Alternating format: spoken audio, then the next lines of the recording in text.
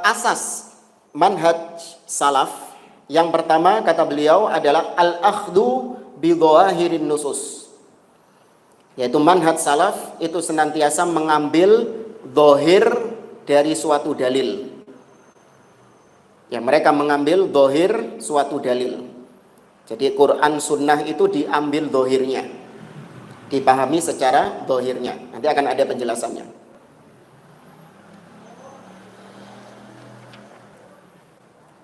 Kemudian yang kedua, asas manhaj salaf adalah dar'ut ta'arudi bainan nusus, yaitu mereka meniadakan pertentangan antara dalil-dalil. Mereka menolak adanya pertentangan antara dalil, yaitu antara ayat dengan ayat kok bertentangan, antara ayat dengan hadis kok bertentangan.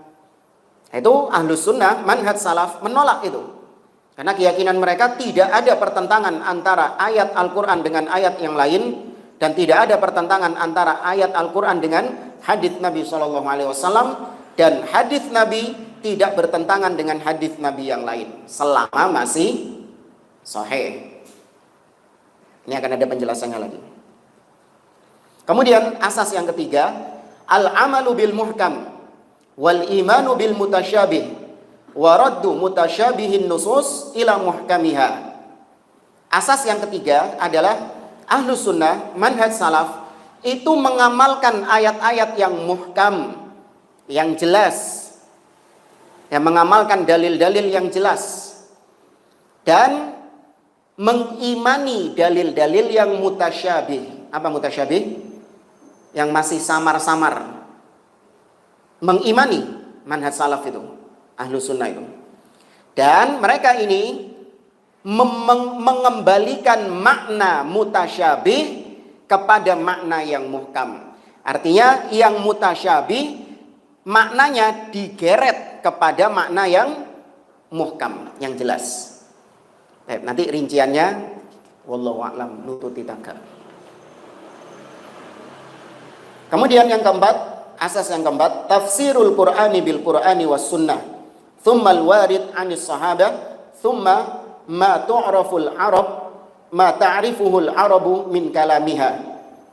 Asas yang keempat yaitu manhaj salaf, metodenya, asasnya senantiasa menafsirkan Quran dengan Quran, atau menafsirkan Quran dengan hadis, atau menafsirkan Quran dengan kalam sahabat, atau menafsirkan Al-Quran dengan pemahaman bahasa Arab. Ya, dengan pemahaman makna bahasa Arab. Ya, itu juga menjadi ciri khas Ahlus Sunnah jika dibandingkan dengan yang lain. Kemudian yang kelima ini turunan dari yang keempat tadi, yaitu tarkuhum at-tafsira bimujarradir ra'i.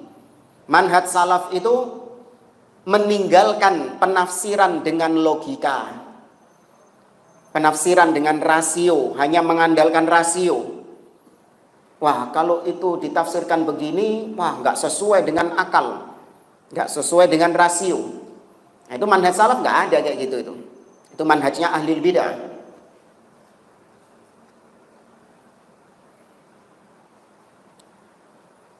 Kemudian yang keenam, i'timaduhum fi masdarit talaqi 'alal kitabi was sunnati sahihah, mu'taqidina annahu la yatahaqqaqu ridallah wal fawzu bi jannatihi wan najah min 'adzabihi illa bil imani bihima wal 'amali bima jaa'a bihi. Manhaj salaf asasnya itu adalah bersandar pada sumber yang utama, senantiasa bersandar pada sumber yang utama, yaitu Al-Quran dan Sunnah yang sahihah. Karena mereka meyakini seorang muslim itu tidak akan menggapai ridho Allah dan tidak akan menggapai surga atau selamat dari neraka kecuali dengan cara bersandar, beriman dengan kitabullah dan sunnah Nabi SAW dan mengamalkannya. Kemudian yang ketujuh, asas manhaj salaf adamul khawdi fi ilmil kalami wal falsafah. Tidak memperdalam ilmu kalam atau ilmu filsafat. Wal iktisar fi bayani wal ikhtisar fi bayani fahmihim al aqidah ala ma fil kitabi was sunnah wa mastamaddu minhuma.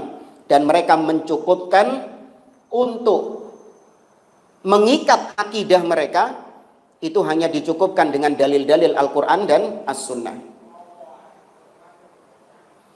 Kemudian yang kedelapan, di antara asas manhaj salaf adalah mereka berhujjah. Berhujjah itu artinya ya bisa dikatakan berdalil dengan hadis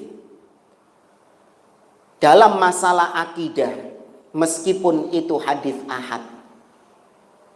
Ya, artinya ahlu sunnah itu meskipun ada hadis yang statusnya ahad, maka ahlu sunnah menjadikannya sebagai dalil dalam masalah akidah. Apa hadis ahad itu? Lawannya apa? Ahad mutawatir. Nah, ini membantah pemahaman ahli bid'ah. Mereka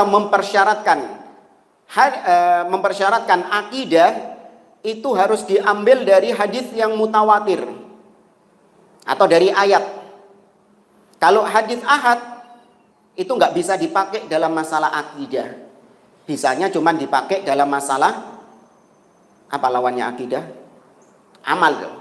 Dalam masalah ibadah. Tapi kalau dalam perkara-perkara dogmatis, dalam perkara-perkara keyakinan, jangan pakai hadis ahad. Kata siapa ini?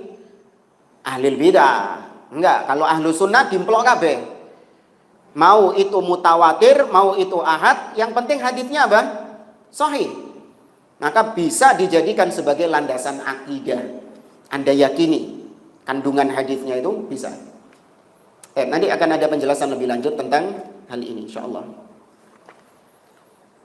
Sing kepiro, Mang? 9. Duh, 8. Nah, iya makanya. Yang kesembilan, manhaj salaf asasnya adalah jam'un nususil waridah fil mas'alatil muayyanah. Manhaj salaf itu senantiasa mengumpulkan dalil-dalil yang ada, kemudian baru menentukan hukumnya dalam suatu permasalahan. Jadi tidak seperti ahli bid'ah, mereka mengambil satu dalil, kemudian mereka langsung gunakan dalil tersebut. Kemudian mereka tutup mata dengan dalil-dalil lain. Adapun ahlu sunnah tidak, dikompromikan semua dalil-dalil tersebut. Baru kemudian ditentukan hukumnya. Kemudian yang ke-10, iltizamul adli wal insaf ma'a mukhalifihim.